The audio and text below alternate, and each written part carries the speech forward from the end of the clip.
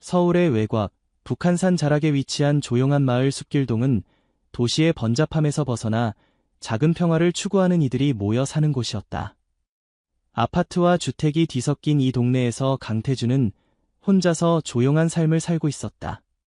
35의 나이에 건축 설계사로 일하는 태주는 분주한 회사 생활에서 벗어나 집에 돌아오면 그저 고요한 시간을 즐기곤 했다. 그의 유일한 가족이라고는 3년 전 비 오는 날 우연히 발견한 검은 고양이 바미뿐이었다. 가을의 끝자락, 낙엽이 골목길을 뒤덮은 어느 저녁이었다. 태주는 평소보다 늦게 퇴근하고 집으로 돌아오는 길이었다. 머리 위로 어두운 구름이 몰려오고 있었고 간간히 바람이 불어 낙엽들이 춤을 추었다.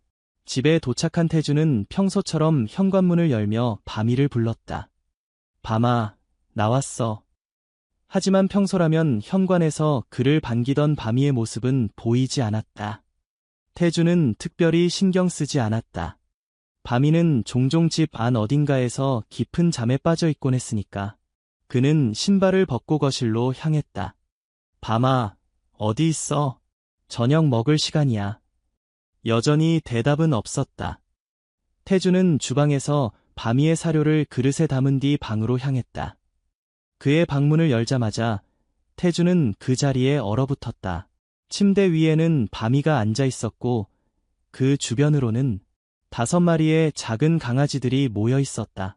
갓 태어난 듯한 강아지들은 눈도 제대로 뜨지 못한 채 작은 소리로 울고 있었다.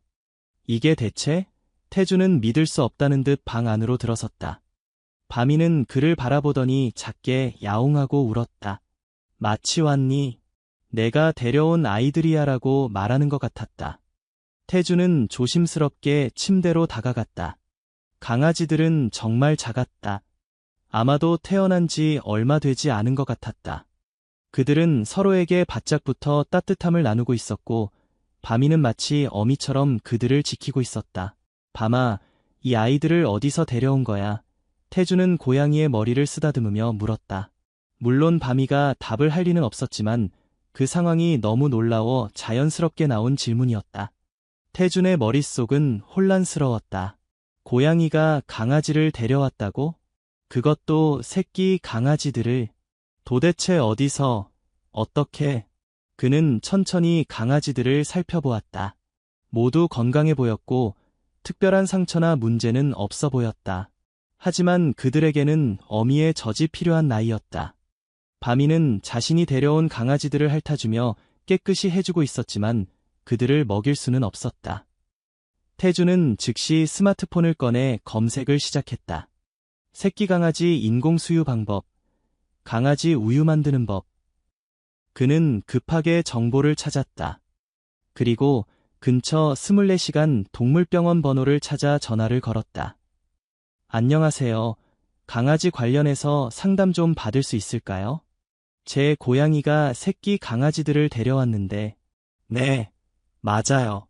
고양이가 강아지를요. 전화 너머로 수의사는 잠시 놀란 듯했지만 곧 태준에게 필요한 정보를 알려주었다. 태준은 당장 필요한 것들을 메모했다. 강아지용 분유, 작은 젖병, 따뜻한 담요. 그런데 이 강아지들은 분명 주인이 있을 텐데요. 수의사가 말했다. 아마 근처 어딘가에서 바미가 데려온 것 같습니다. 내일 오전에 병원으로 데려오시면 확인해 드릴게요. 태주는 전화를 끊고 급히 근처 편의점으로 향했다. 다행히 편의점에서 강아지용 분유를 구할 수 있었고 작은 젖병도 대신할 만한 것을 찾았다. 그는 서둘러 집으로 돌아와 분유를 준비했다. 첫 번째 강아지에게 조심스럽게 젖병을 물렸을 때 태준의 마음은 이상하게도 따뜻해졌다. 작은 생명체가 열심히 젖병을 빨며 우유를 마시는 모습은 신기하고 감동적이었다. 바미는 그의 곁에 앉아 모든 과정을 유심히 지켜보았다. 밤아, 넌 정말 특이한 고양이구나. 그날 밤, 태주는 거의 잠을 이루지 못했다. 2시간마다 일어나 강아지들에게 우유를 먹이고 그들의 상태를 확인해야 했다. 바미는 계속해서 강아지들 곁을 지키며 그들을 핥아주고 따뜻하게 해주었다. 새벽녘, 태주는 잠시 깜빡 졸다가 일어났다. 그는 놀라운 광경을 목격했다. 바미가 강아지들을 자신의 배 밑으로 끌어당겨 품고 있었던 것이다. 고양이의 체온으로 강아지들을 따뜻하게 해주고 있었다. 태주는 그 모습을 보며 생각했다. 고양이와 강아지는 천적 관계라고 하는데 바미는 왜 이런 행동을 하는 걸까? 아침이 밝아오자 태주는 동네 커뮤니티 앱을 열었다. 그는 새끼 강아지를 잃어버린 사람이 있는지 확인하고 싶었다. 그리고 예상대로 이미 몇 개의 게시물이 올라와 있었다. 새끼 강아지 3마리를 잃어버렸습니다. 어제 저녁 우리 진돗개가 출산한 새끼들인데 잠시 자리를 비운 사이에 사라졌어요. 목격자 있으신가요? 말티즈 새끼 2마리를 찾습니다. 우리 집 마당에서 놀고 있었는데 갑자기 사라졌어요. 태주는 즉시 2 게시물에 댓글을 남겼다. 안녕하세요. 혹시 제가 새끼 강아지들을 발견했습니다. 어제 저녁에 제 고양이가 데려온 것 같아요. 현재 5마리가 있습니다. 확인 가능하실까요? 얼마 지나지 않아 2 집에서 모두 연락이 왔다. 그들은 모두 놀란 목소리였다. 정말요? 고양이가 강아지를 데려왔다고요? 네, 믿기 힘들지만 사실입니다. 제 고양이가 어떻게 5마리나 되는 강아지를 데려올 수 있었는지 저도 이해가 안 됩니다만. 태주는 그날 오전 수의사에게 강아지들을 데려가기 전에 2 집의 주인들과 만나기로 약속했다. 첫 번째로 도착한 것은 진돗개의 주인인 김주연 씨였다. 30 초반의 젊은 여성이었다. 정말 감사합니다. 어제부터 마을 전체를 뒤지고 있었어요. 주연 씨는 현관에 들어서며 말했다. 어떻게 고양이가? 그녀의 마른 거실에서 강아지들을 본 순간 멈췄다. 그녀는 즉시 자신의 강아지들을 알아보았다. 맞아요. 이 아이들이에요. 주연 씨는 기쁨의 찬목소리로 외쳤다.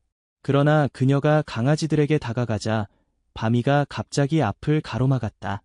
바미는 등을 굽히고 경계하는 자세를 취하며 낮은 소리로 울었다. 바마, 괜찮아. 이 아이들의 진짜 주인이야. 태준이 말했지만 바미는 물러서지 않았다. 주연 씨는 놀란 표정으로 물러섰다. 이런, 고양이가 강아지들을 지키네요. 네, 어제부터 그래요. 마치 자기 새끼처럼 돌보고 있어요. 그때 초인종이 울렸다. 2 번째 방문자, 말티즈의 주인인 박지호 씨가 도착한 것이다. 40 중반의 남성인 지호 씨도 자신의 강아지들을 즉시 알아보았다. 맞아요. 이 아이들이 우리 집 말티즈 새끼들이에요. 지호 씨가 말했다. 근데 이 고양이는 뭐죠? 강아지들을 데려온 게 이 녀석인가요? 네, 제 고양이 밤이에요. 어제 저녁에 강아지들을 데려왔어요. 어떻게 했는지는 저도 모르겠지만 3 사람은 함께 상황을 논의했다. 강아지들은 아직 어미의 젖이 필요한 나이였고 가장 좋은 방법은 원래 어미에게 돌려보내는 것이었다. 하지만 문제가 있었다. 바미가 강아지들을 매우 보호하고 있었고 좀처럼 포기하려 하지 않았다. 이상하네요. 주연 씨가 말했다. 보통 고양이와 강아지는 잘 어울리지 않잖아요.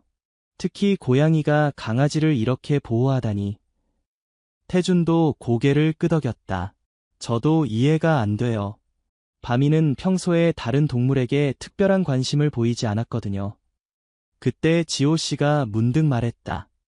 혹시 이 고양이 최근에 새끼를 낳지 않았나요? 태준은 잠시 생각했다.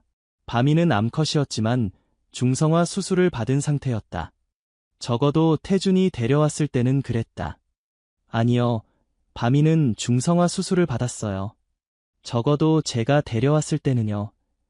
지호 씨는 고개를 저었다. 그래도 한번 확인해보는 게 좋을 것 같아요. 가끔 수술 전에 임신한 경우도 있거든요. 3 사람은 결국 함께 동물병원으로 향하기로 했다. 태주는 조심스럽게 강아지들을 상자에 담았고 바미는 계속해서 상자 주변을 맴돌며 강아지들을 지켰다. 정말 특이한 고양이네요. 주연 씨가 말했다. 마치 진짜 엄마 같아요. 동물병원에 도착하자 수의사인 이소연 선생님이 그들을 맞이했다. 소연 선생님은 먼저 5마리 강아지의 상태를 확인했다. 건강해 보이네요. 다행히 큰 문제는 없어요. 소연 선생님이 말했다. 근데 이 고양이가 강아지들을 데려왔다고요. 태준이 고개를 끄덕이자 소연 선생님은 놀란 표정을 지었다. 흥미롭네요. 한번 이 고양이도 살펴볼게요. 소연 선생님은 바미를 검사대에 올려놓고 자세히 살펴보았다. 그리고 잠시 후 그녀의 표정이 변했다. 이 고양이, 최근에 출산한 흔적이 있어요. 태주는 놀란 표정으로 물었다. 뭐라고요? 하지만 바미는 중성화 수술을. 아마도 수술 전에 임신했던 것 같아요. 그리고 최근 아마 일주일 이내에 출산했을 가능성이 높습니다. 소연 선생님의 말에 세 사람은 서로를 바라보았다. 태준의 머릿속에 갑자기 이상한 생각이 스쳐 지나갔다. 그럼 바미의 새끼들은 어디에? 소연 선생님은 심각한 표정으로 말했다. 그게 바로 제가 걱정하는 부분이에요. 흔적으로 봐서는 여러 마리를 출산한 것 같은데 새끼 고양이들의 행방을 모르겠네요. 태주는 갑자기 가슴이 무거워졌다. 바미가 새끼들을 잃어버렸거나 더 최악의 경우 그는 생각하기도 싫었다. 그래서 이 고양이가 강아지들을 데려온 건가요? 주연 씨가 물었다. 자신의 잃어버린 새끼들 대신. 소연 선생님은 고개를 끄덕였다. 그럴 가능성이 높아요. 출산 후 호르몬의 영향으로 모성 본능이 매우 강해져 있을 겁니다. 자신의 새끼들을 잃은 후 그 빈자리를 채우기 위해 다른 새끼들을 입양한 거죠. 태주는 바미를 바라보았다.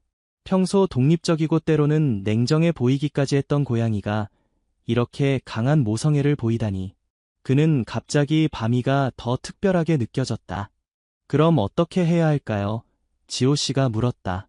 강아지들은 원래 어미에게 돌려보내야 하는데. 소연 선생님은 잠시 생각하다가 말했다.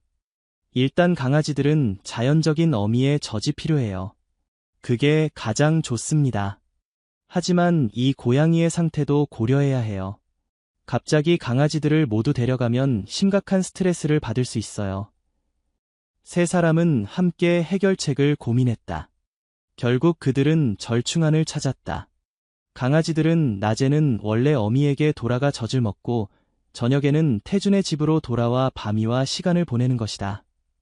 물론 이것은 임시 방편일 뿐 강아지들이 조금 더 자라면 완전히 원래 가정으로 돌아갈 예정이었다. 정말 특이한 상황이네요. 주연 씨가 말했다. 하지만 이렇게라도 해결책을 찾아서 다행이에요. 태주는 고개를 끄덕였다. 그는 바미가 어떤 상황에서 새끼들을 잃었는지 그리고 그 슬픔을 어떻게 견디고 있는지 생각하니 마음이 아팠다. 하지만 동시에 그런 상황에서도 다른 생명을 돌보려는 바미의 모습이 감동적이었다. 집으로 돌아오는 길, 태주는 바미를 품에 안고 속삭였다. 바마, 내가 무슨 일을 겪었는지 모르지만 앞으로는 내가 널 더 잘 돌볼게. 그리고 내가 그 아이들을 돌보고 싶다면 나도 함께 할게. 바미는 작게 울며 태준의 손을 핥았다. 그 순간 태준은 이전보다 더 바미와 가까워진 느낌이 들었다. 그리고 이것이 새로운 이야기의 시작임을 그는 알지 못했다. 태준과 바미, 그리고 5마리 강아지의 특별한 동거 생활이 시작되었다. 처음에는 어색했지만 점차 모두가 이 독특한 상황에 적응해갔다. 주연 씨와 지호 씨는 매일 아침 강아지들을 데려가 어미에게 젖을 먹인 후 저녁에 다시 태준의 집으로 데려왔다. 바미는 강아지들이 돌아올 때마다 반갑게 맞이했고 밤새도록 그들을 보살폈다. 이 특별한 이야기는 곧 동네에 소문이 퍼졌다.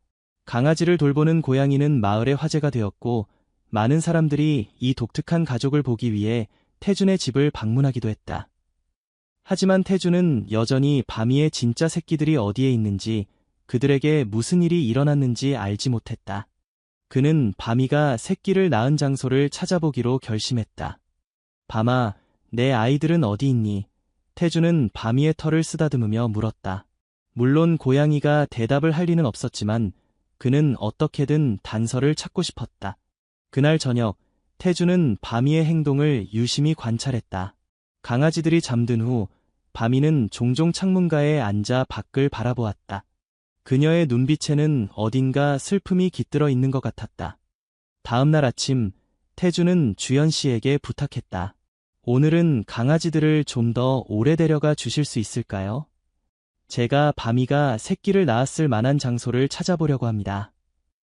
주연 씨는 흔쾌히 동의했다. 물론이죠. 사실 저도 궁금했어요. 어떻게 고양이가 그렇게 많은 강아지를 데려올 수 있었는지. 강아지들이 떠난 후 태주는 의도적으로 현관문을 열어두었다. 그리고 바미를 자유롭게 나갈 수 있게 했다. 그의 예상대로 바미는 잠시 망설이다가 집을 나섰다. 태주는 조용히 그녀를 따라갔다. 바미는 익숙한 듯 동네 골목길을 따라 걸었다. 때로는 뒤를 돌아보며 태준이 따라오는지 확인하기도 했다. 마치 그에게 무언가를 보여주고 싶어 하는 것 같았다. 약 10분 정도 걸은 후 바미는 한 폐가 앞에서 멈춰섰다. 오래된 한옥 스타일의 집으로 대문은 반쯤 열려 있었고 잡초가 무성하게 자라나 있었다. 바미는 망설임 없이 대문 틈으로 몸을 숨겼다. 태주는 조심스럽게 대문을 열고 안으로 들어갔다. 폐가의 마당은 생각보다 넓었고 한때는 아름다운 정원이었을 법한 흔적이 남아있었다. 바미는 마당 한쪽 구석, 오래된 창고 같은 건물로 향했다. 태주는 천천히 바미를 따라갔다. 창고 안은 어두웠지만 구석에 작은 상자가 놓여있는 것이 보였다. 바미는 그 상자 앞에서 멈춰서서 작게 울었다. 태주는 조심스럽게 다가가 상자를 살펴보았다. 그 안에는 작은 천 조각들이 있었고 분명 누군가가 포근한 보금자리를 만들려고 했던 흔적이 있었다. 그러나 더 중요한 것은 상자 주변에 흩어져 있는 작은 흰 털뭉치들이었다. 이게... 태주는 천천히 무릎을 꿇고 상자 안을 더 자세히 살폈다. 그리고 그는 작은 발자국들을 발견했다. 너무 작아서 확실하지는 않았지만 고양이의 발자국 같았다. 그때 바미가 다시 울었다. 이번에는 더 슬프고 절박한 소리였다. 태주는 가슴이 아팠다. 이곳이 바미가 새끼를 낳은 곳임이 분명했다. 그리고 지금은 텅 비어 있었다. 태주는 주변을 더 살펴보았다. 창고 안에는 다른 동물의 흔적도 있었다. 개 발자국 같은 것들이 흙바닥에 남아 있었고 일부는 바미의 상자 주변까지 이어져 있었다. 혹시 야생 개들이? 태주는 생각만 해도 끔찍했다. 이 주변에는 가끔 야생 개들이 출몰한다는 이야기를 들은 적이 있었다. 그는 바미를 조심스럽게 안아 올렸다. 바마, 정말 미안해. 내가 이런 일을 겪었다니. 바미는 계속해서 상자를 바라보며 울었다. 태주는 마음이 무거워졌다. 바미가 새끼들을 이곳에 두고 사냥을 나갔다가 돌아왔을 때 이미 늦었던 것일까? 아니면 새끼들이 아직 어딘가에 살아있는 것일까? 태주는 더 살펴보기로 했다. 그는 창고 주변과 폐가 전체를 꼼꼼히 살폈다. 그러나 더 이상의 단서는 찾을 수 없었다. 다만 한 가지 확실한 것은 바미가 이곳에서 새끼들을 낳았고 무언가 불행한 일이 일어났다는 것이다. 폐가를 나오면서 태주는 주변을 한 번 더 둘러보았다. 그때 그의 시선에 무언가가 걸렸다. 담벼락 너머로 보이는 집, 그곳에서 한 노인이 마당을 쓸고 있었다. 태주는 혹시 그 노인이 무언가 알고 있을지도 모른다는 생각에 다가갔다. 안녕하세요, 저기. 태준이 말을 건넸다. 노인은 빗자루질을 멈추고 태준을 바라보았다. 이른이 넘어 보이는 그의 얼굴은 주름이 깊게 패여 있었지만 눈빛은 또렷했다. 이 근처에 사시나 봐요. 태준이 물었다. 노인은 고개를 끄덕였다. 30년 넘게 살았네. 자네는 처음 보는 얼굴인데. 네, 저는 저쪽 아파트에 사는 강태준이라고 합니다. 혹시... 태준은 잠시 망설이다가 품에 안고 있는 바미를 보여주며 물었다. 이 고양이 보신 적 있으세요? 노인은 바미를 자세히 보더니 눈을 크게 떴다. 아, 그 검은 고양이. 몇 주 전에 저 폐가에서 자주 보였지. 임신한 것 같더니 얼마 전에는 새끼들을 낳았던 것 같기도 하고. 태준의 심장이 빨라졌다. 그럼 혹시 그 새끼들을 보신 적이 있으세요? 노인은 잠시 생각하더니 고개를 저었다. 직접 본 적은 없네. 하지만 전에 그 고양이가 먹이를 물고 폐가로 들어가는 걸 본 적은 있지. 아마 새끼들 먹이려고 그랬을 거야. 그러면 혹시 며칠 전에 이상한 소리 같은 건 들으신 적 없으세요? 개 짖는 소리라든가. 노인의 표정이 갑자기 변했다. 아, 그건 사흘 전인가. 밤중에 개 짖는 소리랑 고양이 울음소리가 크게 들렸었지. 워낙 시끄러워서 잠에서 깼다네. 밖을 내다봤는데 검은 고양이 한 마리가 뭔가를 물고 달아나는 걸 봤어. 그리고 그 뒤로 큰 개 몇 마리가 쫓아가는 것 같았어. 태주는 숨을 멈췄다. 고양이가 뭘 물고 있었는지 보셨어요? 정확히는 모르겠네. 어두워서. 하지만 작은 거였어. 아마도 새끼 고양이였을까요? 태준이 물었다. 노인은 고개를 끄덕였다. 그랬을 수도 있지. 그런데 왜 이런 걸 물어보나? 태준은 간략하게 상황을 설명했다. 바미가 자신의 집에 강아지들을 데려온 일, 그리고 바미가 최근에 출산했다는 수의사의 진단까지. 노인은 이야기를 듣고 깊이 생각에 잠겼다. 그렇구나. 그 불쌍한 고양이. 아마도 새끼들을 지키려다가 그중 한 마리만 구할 수 있었던 모양이구나. 한 마리요? 태준이 물었다. 그래, 아까 말했듯이 고양이가 뭔가를 물고 달아나는 걸 봤거든. 그게 아마 새끼 중 한 마리였을 거야. 태준의 가슴이 뛰었다. 만약 바미가 한 마리 새끼를 구했다면 그 아이는 지금 어디에 있을까? 그는 노인에게 감사 인사를 하고 서둘러 집으로 향했다. 바미가 새끼를 데려갔을 만한 곳을 찾아봐야 했다. 집으로 돌아오는 길, 태주는 계속해서 바미에게 말을 걸었다. 바마, 내 아이를 구했다면 어디에 숨겼니? 어디 있는지 알려줘. 하지만 바미는 그저 태준의 품에 안겨 조용히 있을 뿐이었다. 집에 도착한 태준은 즉시 주연 씨에게 연락했다. 그는 노인에게 들은 이야기와 자신의 추측을 전했다. 그럼 혹시 바미가 한 마리 새끼를 구해서 어딘가에 숨겨두었을 수도 있다는 거네요. 주연 씨가 물었다. 네, 그런 것 같아요. 하지만 어디에 있는지 모르겠어요. 집 안을 다 찾아봤는데 없어요. 주연 씨는 잠시 생각하더니 말했다. 그렇다면 혹시 강아지들을 데려온 이유가 자신의 새끼와 함께 키우려고 했던 건 아닐까요? 태주는 그 가능성을 생각해보지 않았다. 그럴 수도 있겠네요. 근데 왜 새끼를 숨기고 있는 걸까요? 아마도 아직 불안해서 자신의 새끼를 잃는 경험을 했으니 남은 한 마리마저 잃을까 봐 두려운 거죠. 태주는 고개를 끄덕였다. 그럼 어떻게 해야 할까요? 일단 강아지들이 돌아오면 잘 지켜보세요. 바미가 특별히 어디로 가는지, 뭔가 이상한 행동을 하는지, 그게 단서가 될 수 있을 거예요. 태주는 그렇게 하기로 했다. 그날 저녁 강아지들이 돌아왔을 때 그는 바미의 행동을 유심히 관찰했다. 바미는 평소처럼 강아지들을 반갑게 맞이했지만 특별히 이상한 행동은 보이지 않았다. 그러나 밤중에 태준이 잠시 화장실에 다녀오는 사이 바미가 사라졌다. 태준은 급히 집안을 찾아다녔지만 바미의 모습은 보이지 않았다. 그는 잠시 고민하다가 창문을 통해 밖을 내다보았다. 그리고 그는 담장 위에 앉아있는 바미를 발견했다. 바미는 마치 누군가를 기다리는 듯한 자세였다. 태주는 조용히 밖으로 나가 바미를 관찰했다.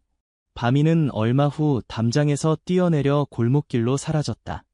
태주는 조심스럽게 그녀를 따라갔다. 바미는 동네를 가로질러 조금 떨어진 공원으로 향했다. 공원은 한밤중이라 텅 비어 있었고 가로등 불빛만이 어둠을 밝히고 있었다. 바미는 주위를 경계하듯 살피다가 공원 한쪽에 있는 오래된 놀이기구 밑으로 들어갔다. 태주는 숨을 죽이고 다가갔다. 그리고 놀이기구 밑을 들여다보자 그는 놀라운 광경을 목격했다. 작은 골판지 상자 안에 흰색과 검은색이 섞인 작은 새끼 고양이가 웅크리고 있었다. 바미는 그 새끼에게 다가가 핥아주기 시작했다. 이런. 태주는 가슴이 뭉클해졌다. 바미가 정말로 한 마리 새끼를 구했던 것이다. 그리고 지금까지 이곳에 숨겨두고 있었다. 태주는 조심스럽게 다가갔다. 바마. 바미는 갑자기 몸을 굽히고 방어적인 자세를 취했다. 그녀의 눈은 경계심으로 가득했다. 괜찮아, 바마. 나야. 태주는 부드러운 목소리로 말했다. 아이를 해치지 않을게. 도와주고 싶어. 바미는 여전히 경계하는 눈빛이었지만 조금씩 경계를 풀었다. 태주는 천천히 무릎을 꿇고 상자 안을 들여다보았다. 새끼 고양이는 정말 작았다. 아마도 태어난 지 2주 정도 된 것 같았다. 눈은 겨우 떠 있었고 작은 몸은 떨고 있었다. 이렇게 밖에 두면 위험해. 바마. 태준이 말했다. 집에 데려가자. 따뜻하게 해줄게. 바미는 태준을 바라보다가 마치 이해한 듯 새끼 고양이를 입에 물었다. 태준은 바미가 새끼를 나르는 모습을 보며 따라갔다. 그들은 함께 집으로 돌아왔다. 집에 돌아온 태준은 즉시 따뜻한 담요와 우유를 준비했다. 바미는 새끼 고양이를 거실 한편에 내려놓았고 태준은 조심스럽게 담요로 감싸주었다. 이 아이가 내 새끼구나. 태준이 말했다. 정말 용감했어, 바마. 이 아이를 구하다니. 바미는 마치 이해한 듯 작게 울었다. 그리고 곧 강아지들이 있는 방으로 향했다. 태준은 놀라움을 금치 못했다. 바미는 새끼 고양이를 입에 물고 강아지들 사이로 데려갔다. 그리고 새끼를 강아지들 사이에 내려놓았다. 바마, 그게. 태준은 말을 잇지 못했다. 바미의 행동은 명확했다. 그녀는 자신의 새끼와 강아지들이 함께 자라기를 원했던 것이다. 태준은 그 광경을 보며 감동을 느꼈다. 종족을 뛰어넘는 모성애라니. 그날 밤 태준은 강아지들과 새끼 고양이 그리고 바미가 함께 잠든 모습을 지켜보았다. 그는 마음속으로 결심했다. 어떻게 해서든 이 특별한 가족을 지켜주겠다고. 다음 날 아침 태준은 주연 씨와 지호 씨에게 상황을 설명했다. 두 사람은 놀라움을 감추지 못했다. 정말 놀라운 이야기네요. 지호 씨가 말했다. 고양이가 자기 새끼와 강아지들을 함께 키우려고 한다니. 주연 씨는 감동한 표정이었다. 이건 정말 자연이 우리에게 주는 교훈 같아요. 종족의 경계를 넘어선 사랑이라니. 세 사람은 함께 새로운 계획을 세웠다. 당분간은 강아지들과 새끼 고양이가 함께 지낼 수 있도록 하되 강아지들은 계속해서 원래 어미에게 젖을 먹이러 가는 것이다. 그리고 새끼 고양이는 태준이 직접 인공수유를 해주기로 했다. 이 이야기가 알려지면 많은 사람들이 감동할 거예요. 주연 씨가 말했다. 괜찮으시면 지역 신문에 알려봐도 될까요? 태준은 잠시 고민했다. 사실 그는 조용히 살아가는 것을 좋아했다. 하지만 이 특별한 이야기가 다른 사람들에게 희망과 감동을 줄 수 있다면 좋아요. 하지만 너무 많은 사람들이 한꺼번에 찾아오지 않았으면 좋겠어요. 바미와 아이들이 스트레스 받을 수 있으니까요. 주연 씨는 고개를 끄덕였다. 물론이죠. 조심스럽게 진행할게요. 그렇게 며칠이 지났고 지역신문에 종을 초월한 모성애라는 제목의 기사가 실렸다. 기사에는 바미가 새끼를 잃고 강아지들을 데려와 돌보게 된 과정, 그리고 마지막 한 마리 새끼를 구해내 함께 키우고 있다는 감동적인 이야기가 담겨 있었다. 기사는 예상보다 큰 반향을 일으켰다. 많은 사람들이 감동했고 태준의 집을 방문하고 싶어 했다. 하지만 태준은 바미와 새끼들의 안정을 위해 방문객 수를 제한했다. 그러던 어느 날, 한 노부부가 태준의 집을 찾아왔다. 이른이 넘어 보이는 노인 부부였다. 안녕하세요. 혹시 강태준 씨 맞으신가요? 노인이 물었다. 태준은 고개를 끄덕였다. 네, 맞습니다. 무슨 일로 오셨나요? 노인 부부는 서로를 바라보더니 노인이 말했다. 저희는 신문에서 고양이 이야기를 읽었습니다. 그런데 혹시 그 고양이를 한번 볼 수 있을까요? 태주는 잠시 망설였지만 노인 부부의 진심 어린 눈빛에 고개를 끄덕였다. 들어오세요. 노인 부부는 거실로 들어와 바미와 새끼들을 보았다. 그때 할머니가 갑자기 눈물을 글썽이기 시작했다. 미영이. 할머니가 작은 목소리로 말했다. 태주는 놀라서 물었다. 미영이요. 누구를 말씀하시는 거죠? 할머니는 바미를 가리키며 말했다. 저 고양이요. 미영이에요. 우리 미영이. 태주는 더욱 놀랐다. 이 고양이를 아시나요? 노인 부부는 고개를 끄덕였다. 네, 우리 고양이였어요. 할아버지가 설명했다. 미영이는 우리와 3년 동안 함께 살았어요. 하지만 작년에 우리가 잠시 여행을 떠났을 때 미영이가 사라졌어요. 한 달 넘게 찾았지만 결국 찾지 못했죠. 태주는 믿을 수 없다는 표정이었다. 그럼, 밤이, 아니 미영이가 원래 당신들의 고양이였다는 거군요. 할머니는 눈물을 닦으며 고개를 끄덕였다. 네, 맞아요.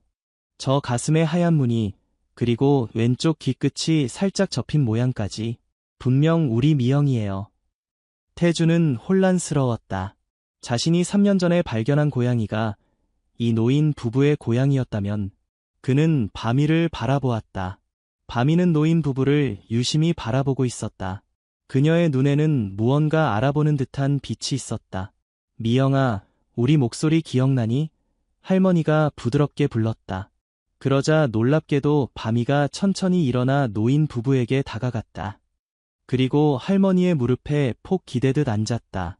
할머니는 눈물을 흘리며 바미를 쓰다듬었다. 우리 미영이가 맞구나.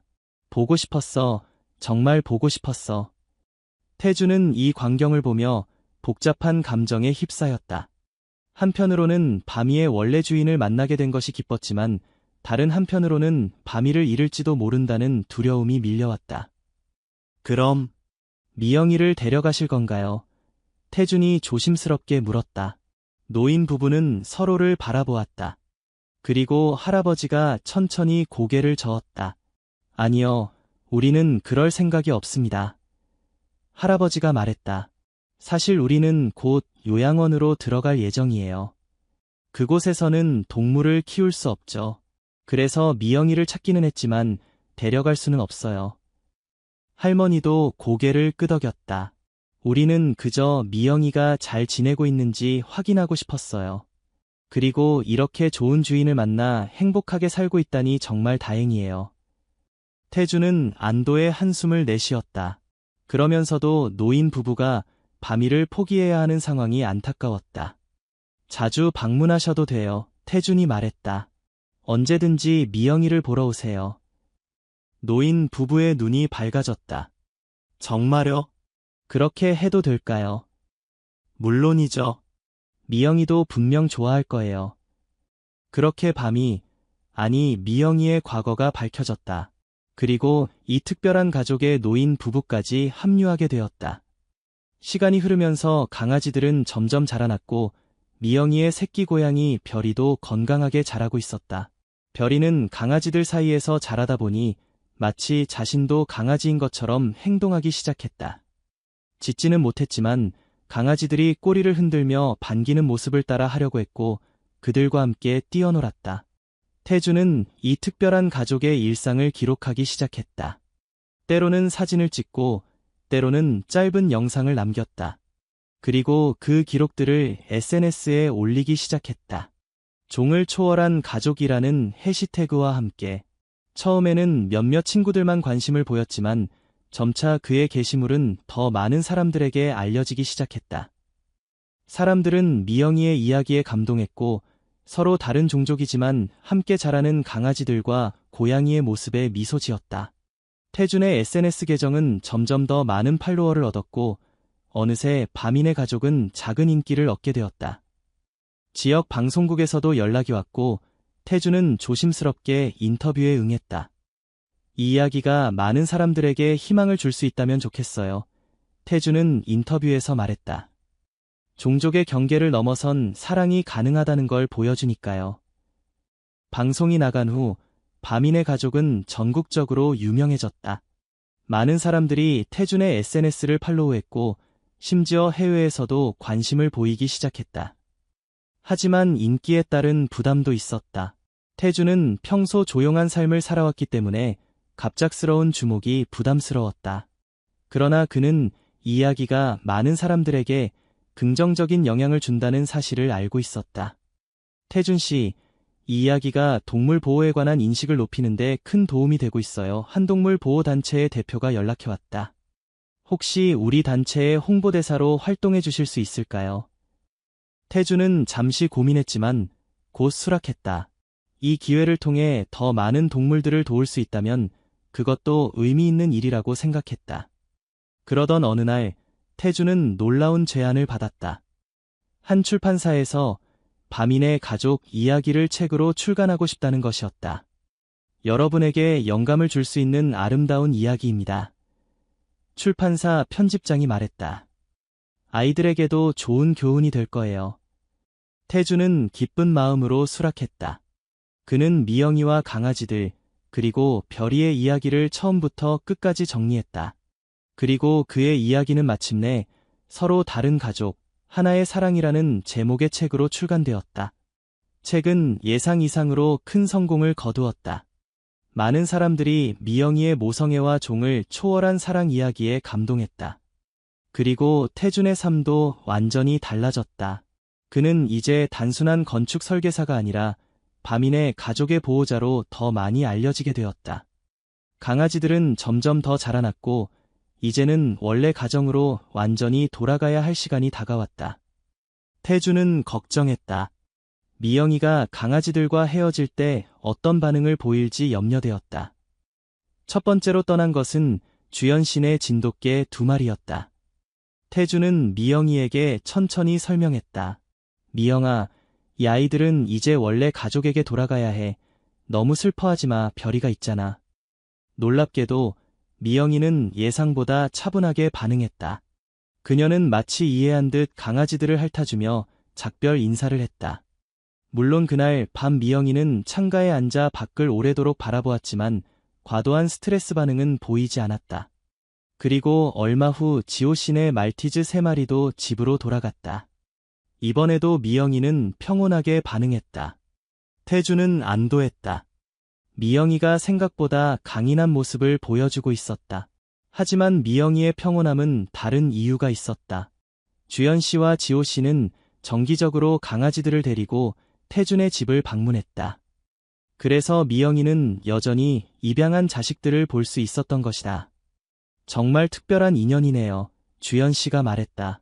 우리 강아지들도 여기 오면 항상 신이 나요. 미영이를 엄마처럼 생각하는 것 같아요. 시간이 흐르면서 태준의 집은 작은 동물 왕국이 되었다.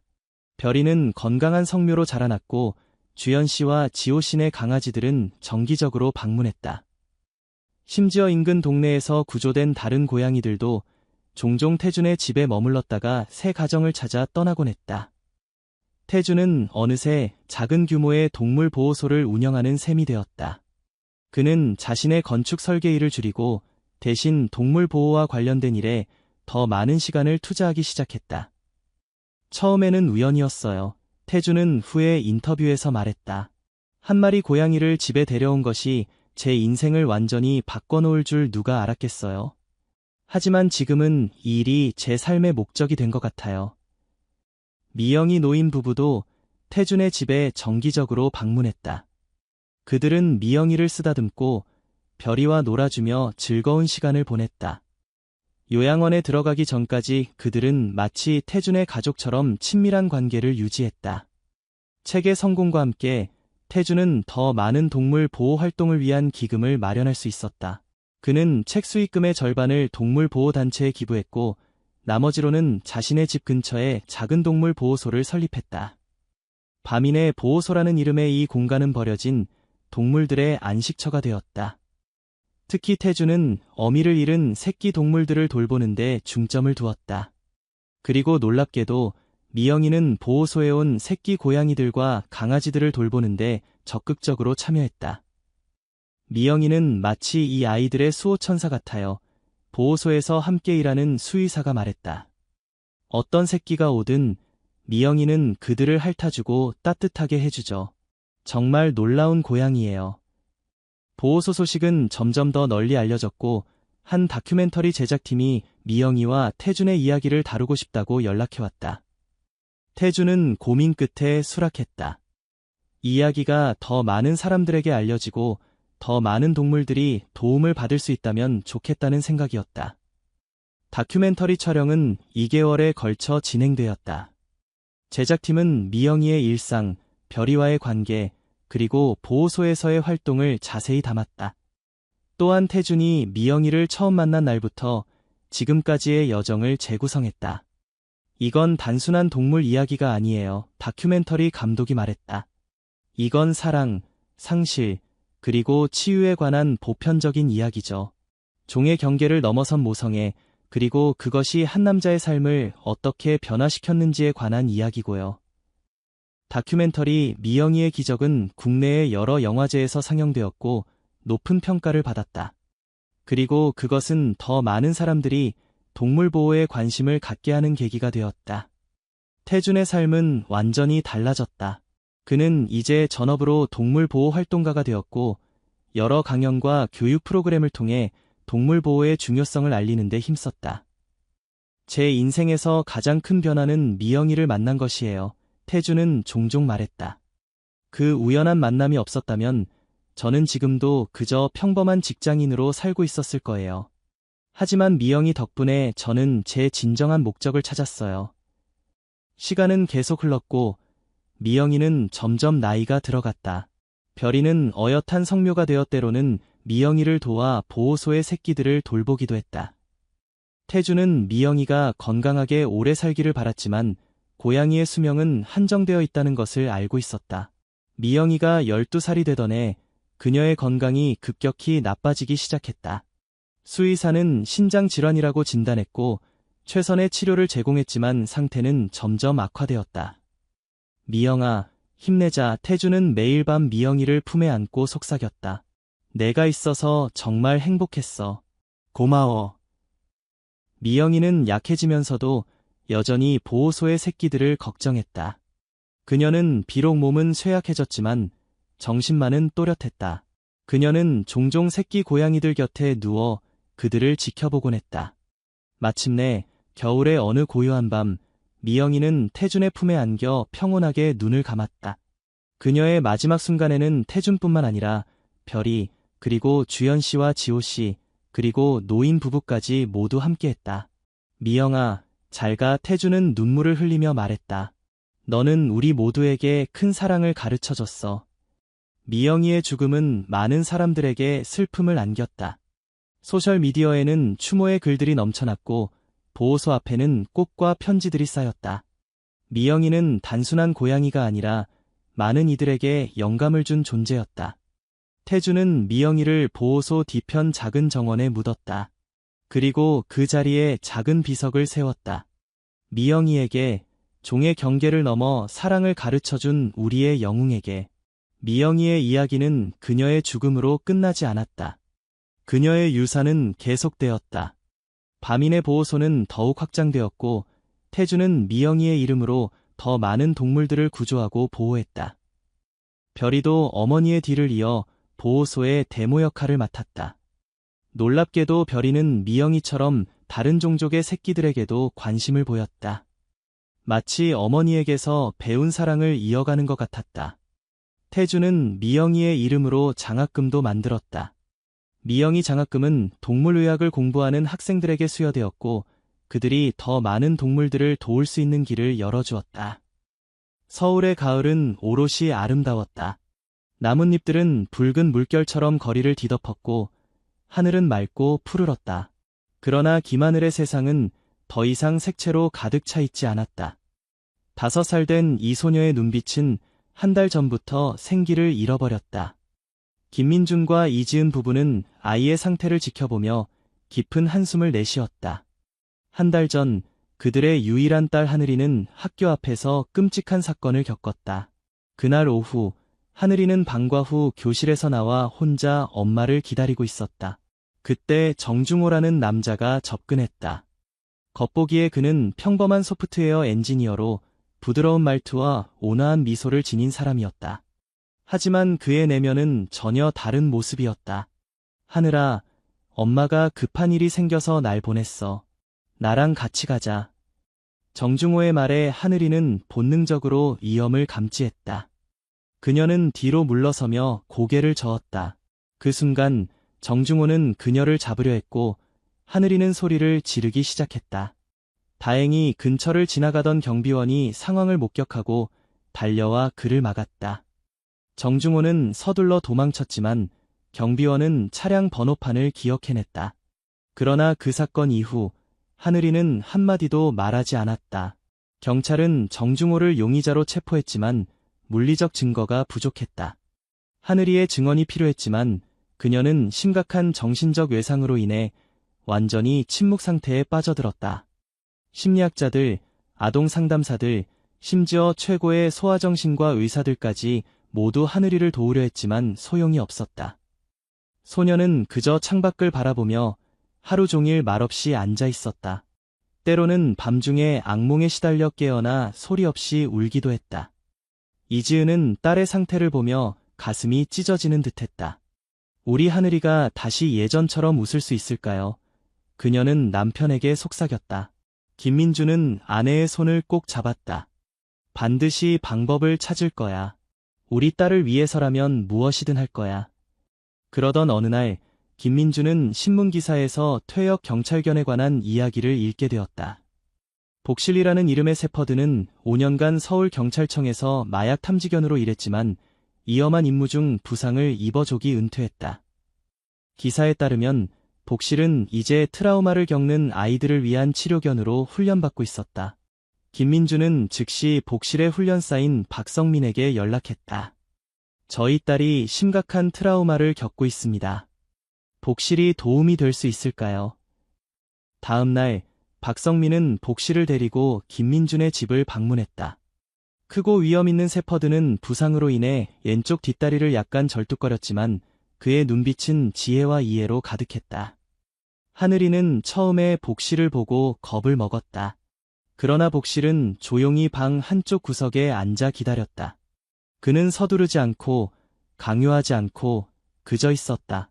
시간이 지나자 하늘이는 점점 복실에게 가까이 다가갔다. 복실의 부드러운 털을 만지자 소녀의 눈에 작은 반짝임이 돌아왔다. 그날부터 복실은 하늘이의 일상적인 방문객이 되었다. 처음에는 주 2회, 그 다음에는 매일. 복실이 오는 날이면 하늘이는 창가에서 그를 기다렸다. 비록 말은 하지 않았지만 그녀의 눈빛은 점점 더 밝아졌다. 박성민은 하늘이에게 복실과 소통하는 특별한 방법을 가르쳤다.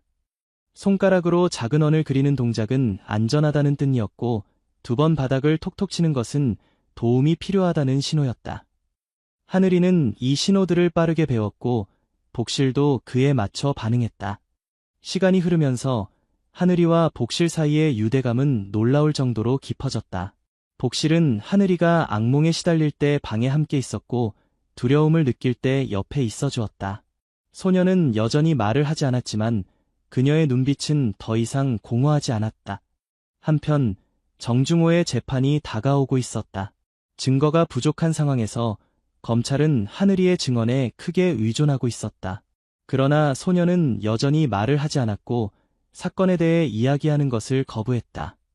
김민준과 이지은은 고민 끝에 하늘이가 재판에 출석하되 복실도 함께 데려가기로 결정했다. 치료견이 법정에 들어가는 것은 전례가 없는 일이었지만 김성호 판사는 예외적으로 허가했다. 재판 당일 서울중앙지방법원은 긴장감으로 가득 찼다. 정중호는 차분한 표정으로 피고인석에 앉아 있었다. 그의 변호사는 증거 부족을 들어 무죄를 주장했다. 하늘이는 복실과 함께 법정에 들어섰다. 소녀는 두려움에 떨고 있었지만 복실의 존재가 그녀에게 힘을 주었다. 그녀는 증인석에 앉아 정중호와 눈을 마주쳤다. 검사는 부드럽게 질문했다. 하늘아, 그날 학교 앞에서 무슨 일이 있었니? 하늘이는 침묵했다. 법정은 숨막히는 긴장감으로 채워졌다. 그때 소녀는 손가락으로 작은 원을 그리기 시작했다. 한 번, 두 번, 세 번. 그것은 그녀와 복실만이 아는 신호였다. 위험하다. 복실의 반응은 즉각적이었다. 그는 갑자기 자리에서 일어나 정중호를 향해 낮게 으르렁거리기 시작했다. 그의 털은 곤두섰고 눈은 피고인을 뚫어지게 바라보았다. 복실은 마치 오래된 적을 알아본 것처럼 반응했다. 법정은 순간 혼란에 빠졌다. 김성호 판사는 즉시 휴정을 선언했다. 휴정 시간 동안 검사는 복실의 반응에 주목했다. 저 개의 반응은 단순한 우연이 아닙니다. 복실은 마약 탐지견으로 훈련받았고 사람의 냄새를 기억하는 특별한 능력을 가지고 있습니다. 이 사건은 경찰에게 새로운 단서를 제공했다. 그들은 정중호의 차량을 다시 조사하기로 결정했다. 차량 내부를 철저히 검사하던 중 그들은 뒷좌석 아래에서 작은 머리 장식을 발견했다. 그것은 최근에 실종된 다른 소녀 윤소라의 것으로 확인되었다.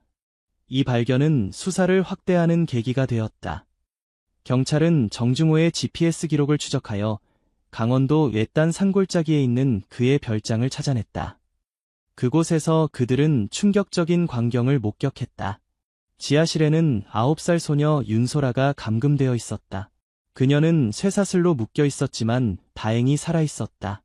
더 끔찍한 것은 지하실 한쪽 벽에 걸린 여러 아이들의 사진이었다. 경찰은 정중호가 오랜 기간 동안 아동범죄를 저질러왔다는 사실을 깨달았다. 이 모든 증거를 바탕으로 정중호는 결국 죄를 인정했다. 그는 최소 3명의 어린이를 납치했으며 그중 2명은 아직 실종 상태였다. 그는 무기징역을 선고받았다. 재판이 끝난 후 하늘이는 여전히 말을 하지 않았지만 그녀의 눈빛은 달라졌다. 복실과 함께 그녀는 점점 더 자신감을 되찾기 시작했다. 몇 주 후 김민준과 이지은이 거실에서 TV를 보고 있을 때 작은 목소리가 들려왔다. 아빠, 엄마. 그들은 믿을 수 없다는 듯이 고개를 돌렸다.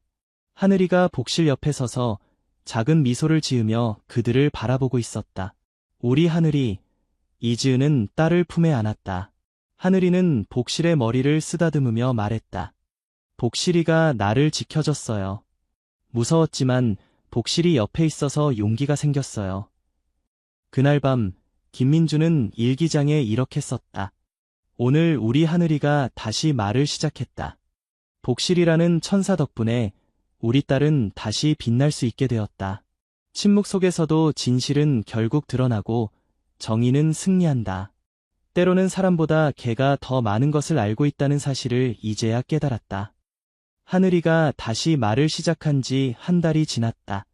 그녀는 이제 더 많은 말을 하게 되었지만 여전히 사건에 대해 이야기하는 것을 피했다. 밤에는 여전히 악몽에 시달렸고 낯선 사람을 볼 때면 공포에 떨기도 했다. 복실은 계속해서 하늘이의 곁을 지켰다. 정신과 의사 최지영 박사는 하늘이의 치료를 맡게 되었다. 그녀는 하늘이와 복실의 유대감을 치료에 활용하기로 결정했다. 하늘아, 오늘은 특별한 그림 놀이를 해볼까? 최 박사가 제안했다. 하늘이는 조심스럽게 고개를 끄덕였다. 복실은 그녀 옆에 앉아 있었다. 이 색연필들로 내가 생각하는 것을 그려볼래? 무서운 생각이 들면 복실이에게 지켜줘라고 말하면 돼. 하늘이는 천천히 그림을 그리기 시작했다. 처음에는 밝은 색상의 집과 가족들이었다. 그러다 갑자기 검은색 연필을 집어들었다. 그녀의 손이 떨리기 시작했다. 복실아, 지켜줘. 그녀가 작게 말했다. 복실은 즉시 더 가까이 다가와 하늘이의 손에 코를 비볐다. 소녀는 깊게 숨을 들이마시고 검은색으로 무서운 그림자 형태를 그렸다. 이게 누구니? 최 박사가 조심스럽게 물었다. 나쁜 아저씨. 하늘이가 작게 대답했다. 나를 데려가려고 했어요. 이것은 하늘이가 처음으로 사건에 대해 언급한 순간이었다. 최 박사는 이를 중요한 진전으로 보았다. Weeks went by. Anhana continued her therapy sessions with Dr. Choi and Boxall. Gradually, she began to open up more about what happened that day. 나쁜 아저씨가 처음에는 친절했어요. 하늘이가 어느 세션에서 말했다. 하지만 난 알았어요. 엄마가 항상 모르는 사람을 따라가지 말라고 했으니까요. 복실은 항상 하늘이가 어려운 이야기를 할 때마다 그녀 옆에 있었다. 소녀가 떨거나 불안해할 때면 복실은 즉시 그녀에게 다가가 위안을 주었다. 이런 치료 세션은 하늘이의 회복에 큰 도움이 되었다. 그녀는 점점 자신감을 되찾았고 악몽의 빈도도 줄어들었다. 하지만 여전히 학교로 돌아가는 것에 대해서는 두려움을 느꼈다. 김민준과 이지은은 딸의 회복을 위해 모든 노력을 기울였다. 그들은 하늘이가 좋아하는 그림 그리기와 읽기를 장려했다. 이지은은 회사에서 재택근무를 신청하여 더 많은 시간을 딸과 보낼 수 있게 되었다. 어느 날 김민준은 놀라운 제안을 했다. 우리 복실이를 입양할까? 이지은은 놀랐지만 곧 미소를 지었다. 그게 가능할까요? 박 훈련사와 이야기해봤어.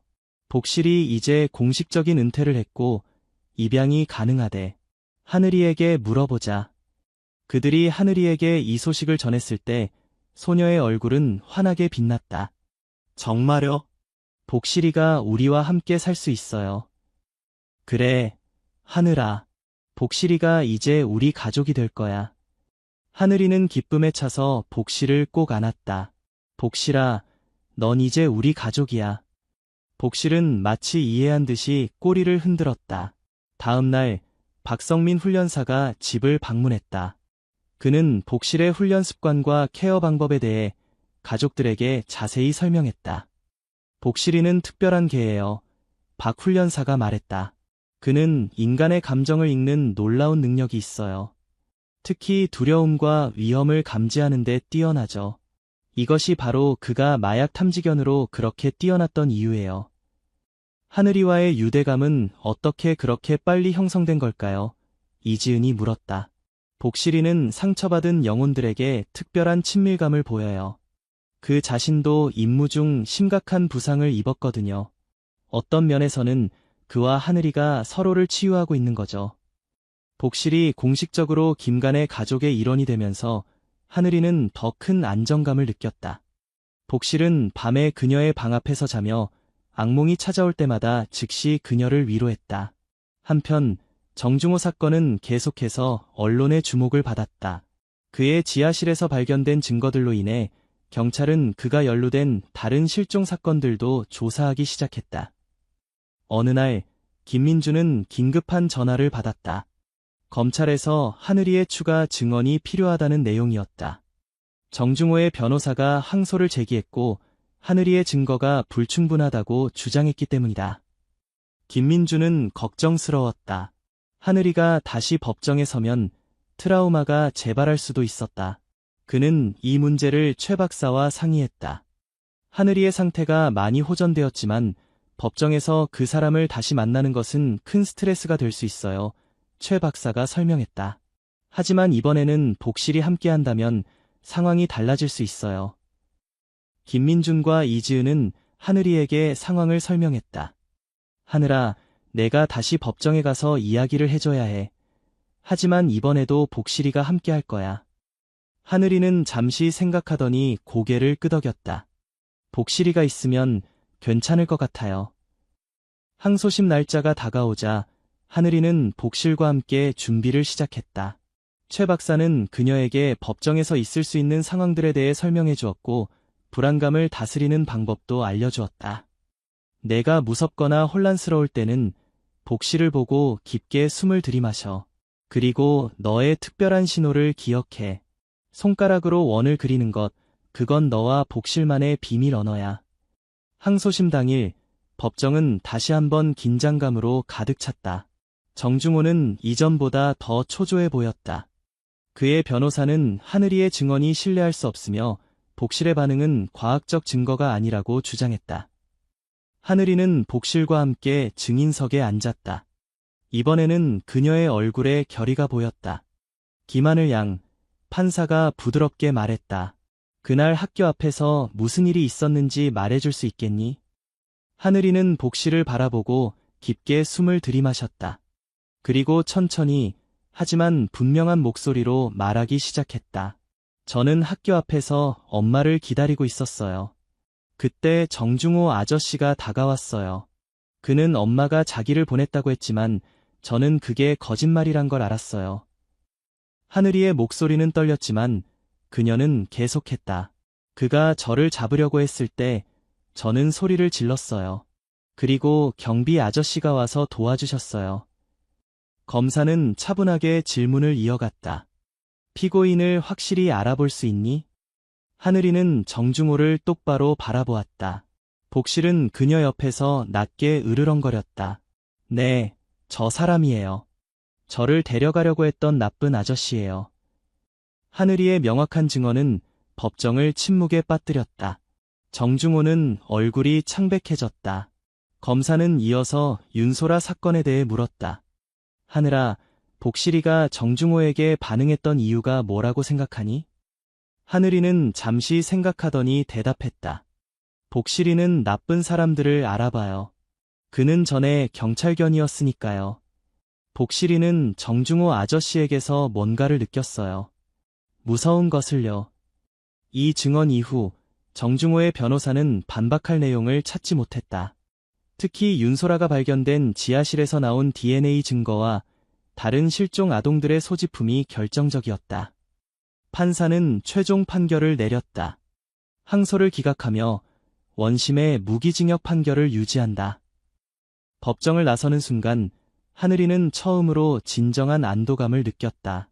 그녀는 복실을 꼭 안았다. 고마워, 복실아. 내가 없었다면 할 수 없었을 거야. 복실은 마치 이해한 듯이 그녀의 얼굴을 부드럽게 핥았다. 그날 저녁, 김간의 가족은 하늘이의 용기를 축하하기 위해 특별한 저녁 식사를 준비했다. 물론 복실을 위한 특별한 간식도 있었다. 식사 중에 하늘이가 물었다. 아빠, 복실이는 어떻게 경찰견이 된 거예요? 김민주는 미소를 지었다. 박 훈련사가 복실이의 이야기를 들려줬어. 복실이는 어릴 때 버려졌대. 추운 겨울날 한 경찰관이 그를 발견해서 구조했지. 그 후 복실이는 경찰견 훈련을 받았고 많은 사람들을 도왔대. 하늘이의 눈이 커졌다. 복실이도 나처럼 무서운 일을 겪었구나. 그래, 어쩌면 그래서 너와 복실이가 서로를 이해하는 것 같아. 하늘이는 생각에 잠겼다. 나도 나중에 복실이처럼 다른 사람들을 도울 수 있을까요? 이지은은 딸의 머리를 쓰다듬었다. 물론이지, 하늘아. 내가 원한다면 무엇이든 할 수 있어. 그날 밤, 하늘이는 처음으로 악몽 없이 푹 잤다. 복실은 그녀의 방문 앞에서 충실하게 지키고 있었다. 다음 날 아침, 하늘이는 새로운 결심을 했다. 저 이제 학교에 다시 가고 싶어요. 김민준과 이지은은 놀랐지만 기뻤다. 정말이니, 하늘아? 네, 복실이가 저를 지켜줄 거예요. 무섭지만 이제는 용기가 생겼어요. 학교로 돌아가는 첫날, 하늘이는 긴장했다. 그러나 이지은이 학교 측과 상의하여 특별한 허가를 받았다. 복실은 하늘이의 정서 지원 동물로 인정받아 학교에 함께 다닐 수 있게 되었다. 교실에 들어서자 모든 아이들이 하늘이와 복실을 신기한 눈으로 바라보았다. 하늘이는 복실의 목줄을 꼭 잡고 자리에 앉았다. 복실은 조용히 그녀의 책상 옆에 누웠다. 안녕, 하늘아. 오랜만이구나. 담임 선생님인 박지연 교사가 따뜻하게 맞이했다. 오늘부터 복실이도 우리 반의 특별한 친구가 될 거야. 아이들은 처음에는 호기심 어린 눈으로 복실을 바라보았지만 곧 그의 존재에 익숙해졌다. 하늘이는 천천히 학교 생활에 적응해 나갔다. 복실이 옆에 있어 안전하다고 느꼈기 때문이다. 1년이 지났다. 하늘이는 이제 초등학교 2학년이 되었고 복실은 그녀의 충실한 동반자로 계속 함께했다. 학교에서 하늘이는 친구들을 사귀었고 특히 미술 시간을 좋아했다. 그녀의 그림은 항상 밝은 색상으로 가득했고 거의 모든 그림에 복실이 등장했다. 하늘이의 회복은 많은 사람들에게 영감을 주었다. 지역신문에서는 하늘이와 복실의 이야기를 다루었고, 이것이 다른 트라우마를 겪은 아이들에게 도움이 되었다. 김민주는 동물 매개 치료의 효과를 직접 보고 깊은 감명을 받았다. 그는 사업을 시작하기로 결심했다. 트라우마를 겪은 아이들을 위한 치료견 훈련센터를 설립하기로 한 것이다. 내가 IT 회사를 그만두고 이런 일을 시작한다고 하면 미쳤다고 생각할 거야. 그가 이지은에게 말했다. 이지은은 남편의 손을 잡았다. 당신이 정말 이 일을 하고 싶다면 나는 지지할 거예요. 하늘이와 복실이 서로에게 어떤 의미인지 봤잖아요. 다른 아이들도 그런 기회를 가질 자격이 있어요. 몇 개월 후 새희망 치료견 센터가 문을 열었다. 김민주는 박성민 훈련사와 협력하여 센터를 운영했다. 복실은 센터의 선임 치료견이 되었고 새로운 치료견들의 훈련을 돕는 역할을 맡았다. 하늘이도 센터에서 중요한 역할을 했다. 주말마다 그녀는 아빠와 함께 센터에 가서 다른 아이들을 만났다. 그녀는 자신의 경험을 이야기하며 트라우마를 겪은 아이들에게 희망을 전했다. 처음에는 정말 무서웠어요. 말도 할 수 없었어요. 하늘이는 한 소녀에게 말했다. 하지만 복실이가 제 옆에 있어 주었어요. 그래서 조금씩 용기가 생겼어요. 센터는 점점 성장했고 더 많은 치료견들이 훈련을 받았다. 경찰청과 협력하여 범죄 피해 아동들을 위한 특별 프로그램도 개발되었다. 어느 날 하늘이가 학교에서 돌아왔을 때 그녀는 거실에서 낯선 여자아이를 발견했다. 그 아이는 윤소라였다. 정중호의 지하실에서 구출된 소녀였다. 하늘아, 이쪽은 소라야. 이지은이 소개했다. 소라는 우리 센터에서 치료를 받게 될 거야. 하늘이는 소라를 바라보았다. 소라의 눈에는 하늘이가 너무 잘 알고 있는 두려움이 있었다. 복실은 즉시 소라에게 다가가 부드럽게 그녀의 손을 핥았다. 안녕, 소라야. 하늘이가 말했다. 이건 복실이야. 내 가장 친한 친구지. 너도 복실이랑 친구가 되고 싶어? 소라는 조심스럽게 복실의 머리를 쓰다듬었다.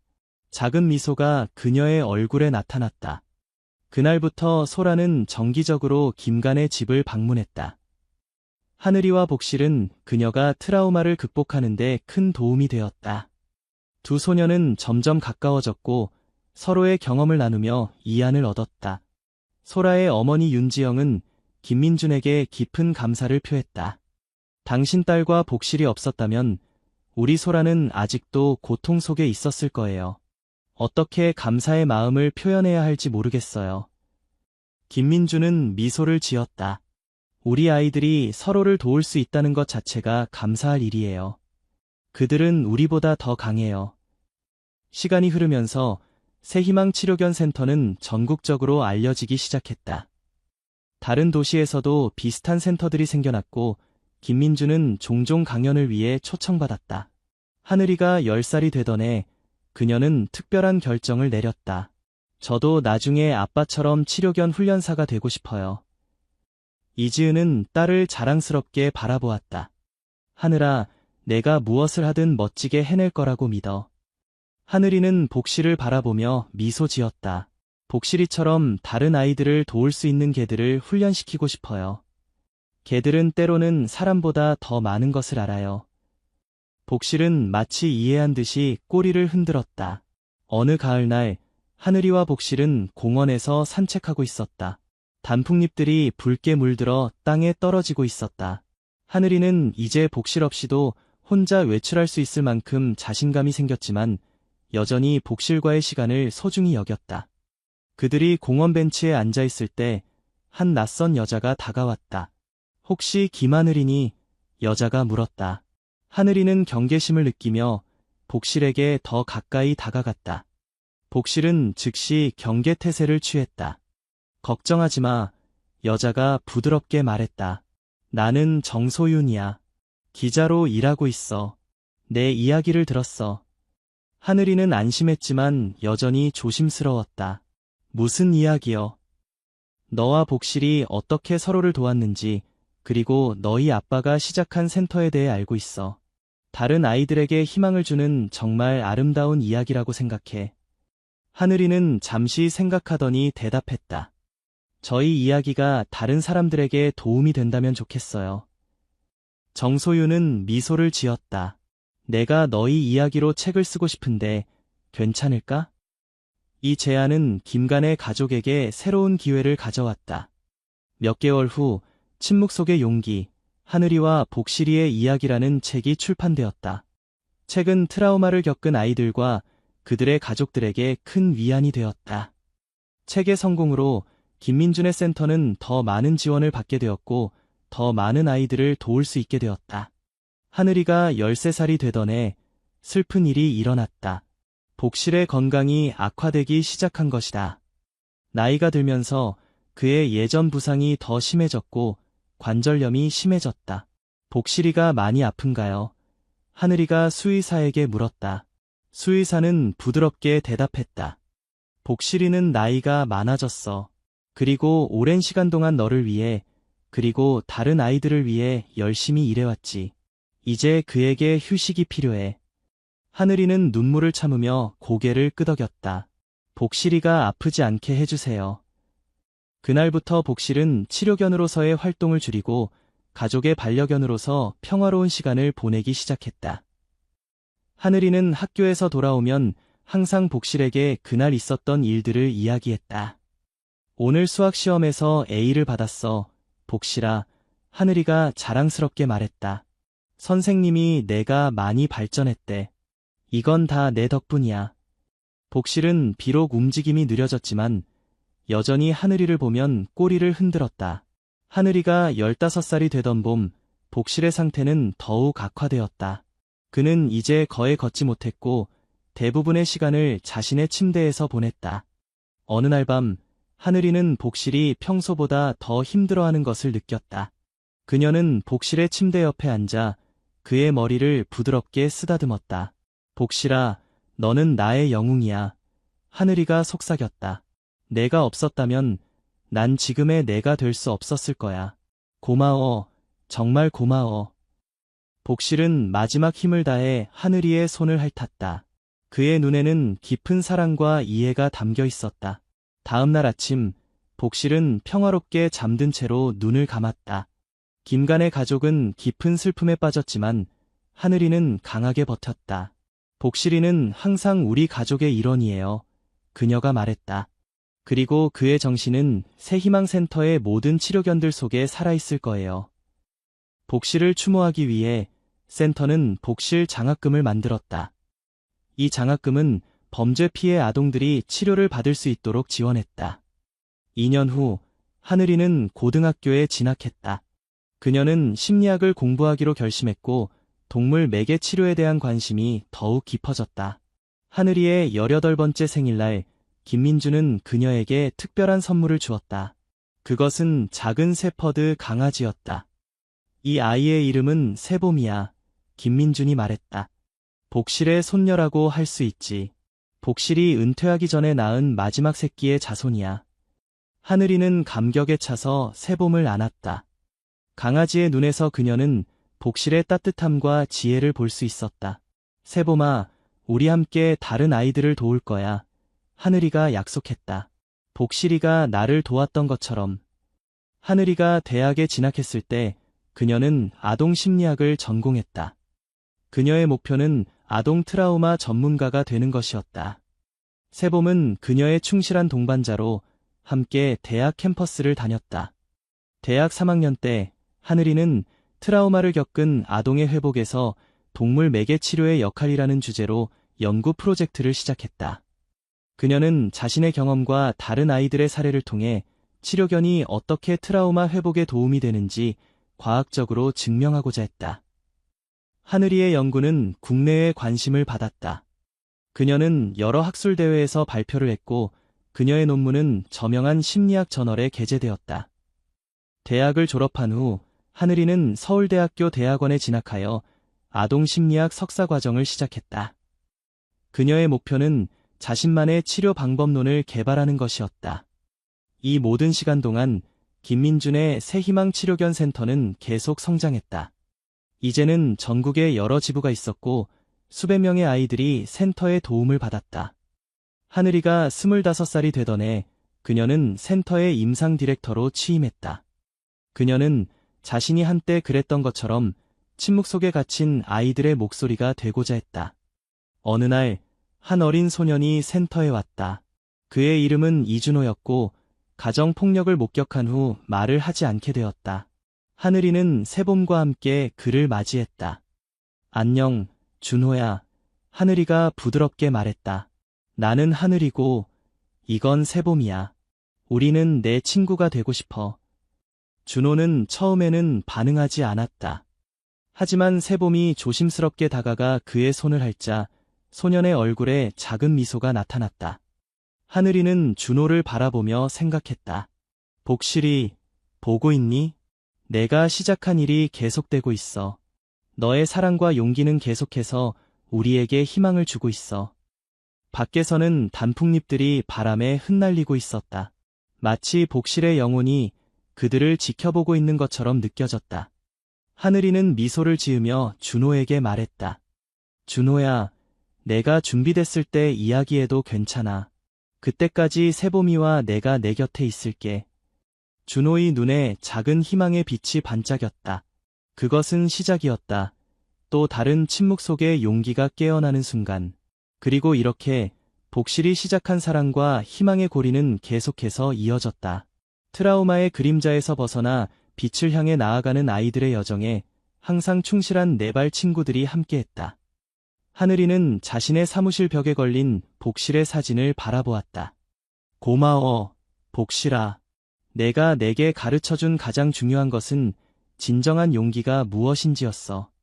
용기는 두려움이 없는 것이 아니라 두려움에도 불구하고 앞으로 나아가는 것이라는 걸. 밖에서 새봄이 짖는 소리가 들렸다. 하늘이는 미소를 지으며 창밖을 바라보았다.